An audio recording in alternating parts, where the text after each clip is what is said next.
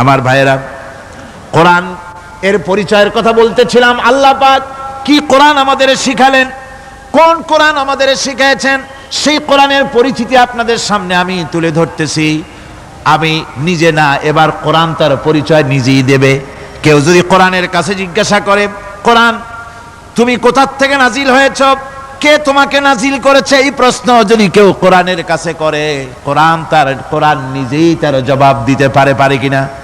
কোরআন নিজেই বলে, তানজিলাম মিম্মান খালাকাল আরদা ওয়াস সামাওয়াতিল উলা।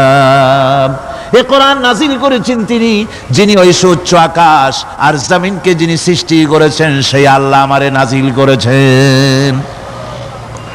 কোরআনের কাছে কেউ যদি প্রশ্ন করে, ও কোরআন, এই পৃথিবীতে নাজিল হওয়ার আগে তুমি কোথায় ছিলে, কেউ যদি প্রশ্ন করে,